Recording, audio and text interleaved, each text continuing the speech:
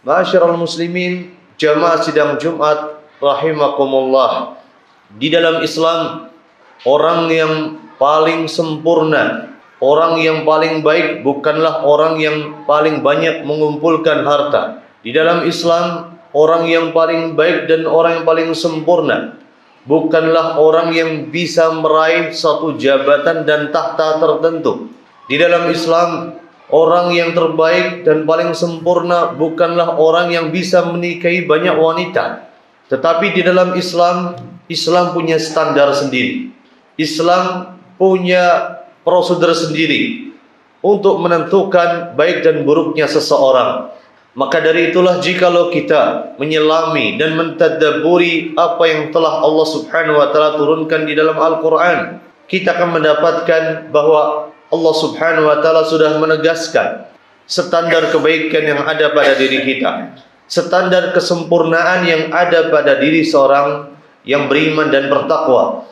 Jikalau kita mentadabburi apa yang telah Allah turunkan dalam surat Al-Asr, di mana surat ini disebutkan oleh Imam Muhammad bin Idris Asy-Syafi'i, Imam Asy-Syafi'i, Imam Ahlus Sunnah wal Jamaah.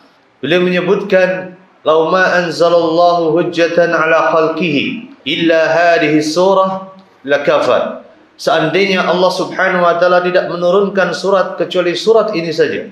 Seandainya Allah Subhanahu wa taala tidak menurunkan hujjah kecuali hujjah ini saja, tentu hujjah ini sudah cukup bagi diri kita. Di dalam surat Al-Asr, Allah Subhanahu wa taala menyebutkan dua tanda kesempurnaan yang ada pada diri manusia. Tanda yang pertama, seseorang dikatakan sempurna jikalau orang itu sudah berhasil menyempurnakan dirinya sendiri. Yang kedua, orang itu dikatakan sempurna jikalau orang itu bisa menyempurnakan diri orang lain. Di dalam surat Al-Asr, Allah Subhanahu wa taala menyebutkan, "Wal 'asri," demi masa, "innal insana lafi khusrin." Sungguh manusia berada di dalam kerugian. Kemudian setelah itu Allah Subhanahu wa taala setelah menyebutkan keumuman, Allah Subhanahu wa taala menyebutkan pengecualian. Illa, kecuali.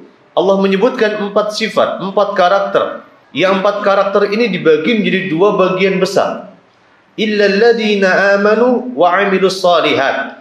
Kecuali orang-orang yang beriman dan beramal saleh. Dan di sini adalah sebuah petunjuk yang sangat jelas. Tanda kesempurnaan seorang yang beriman, tanda kesempurnaan orang yang bertakwa, tanda kesempurnaan seorang muslim adalah beriman dan beramal saleh. Senantiasa meluruskan imannya, menjaga imannya, menjaga takwanya, senantiasa berusaha menjaga tauhidnya.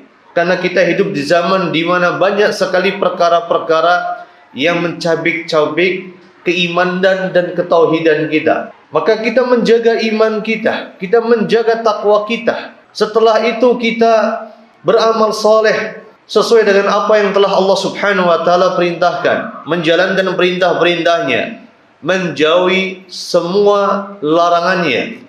Itulah cara kita menyempurnakan diri kita.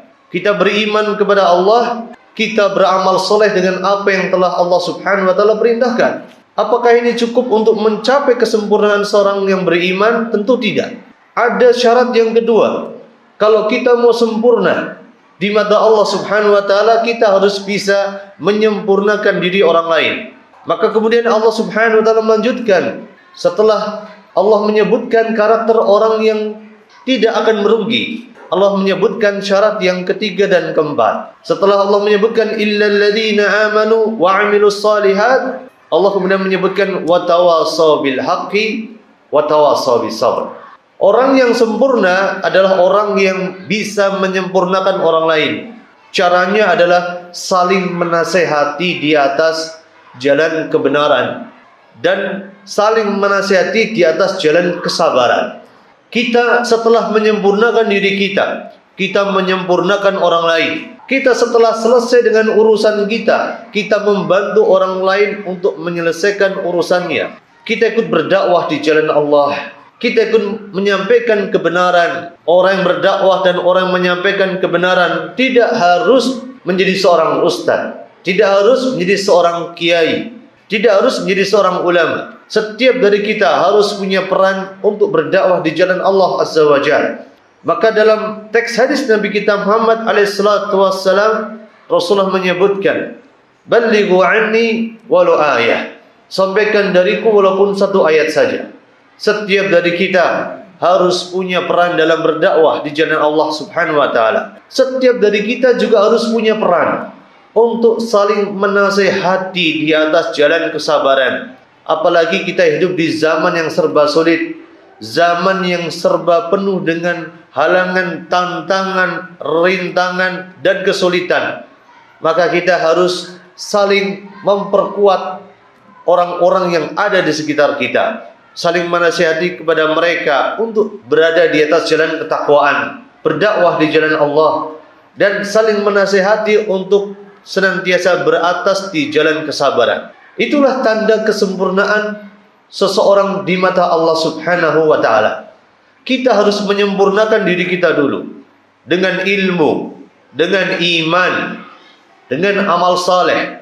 Setelah itu kita baru menyempurnakan diri orang lain untuk menggapai kesempurnaan yang ada pada diri kita di hadapan Allah Subhanahu wa taala. Semoga Allah Subhanahu wa taala menguatkan kita di atas jalan ilmu. Semoga Allah Subhanahu wa taala memantapkan iman dan takwa kita sehingga kita bisa berpegang dengan iman dan takwa ini sampai akhir hayat kita. Semoga Allah Subhanahu wa taala menguatkan kita untuk terus beramal saleh, untuk terus beribadah kepada Allah Subhanahu wa taala dan menghambakan diri kita kepada Allah Subhanahu wa taala. Semoga kita bisa menjadi pribadi yang bermanfaat untuk orang lain dengan dakwah kita, dengan nasihat yang kita sampaikan kepada orang lain, kepada sesama manusia. Hanya kepada Allah Subhanahu wa taala kita memohon taufik. Hanya kepada Allah Azza wa Jalla kita memohon hidayah dan inayah. Sallallahu wasallim wa barik ala nabiyina Muhammadin wa ala alihi wa ashabihi ajmain.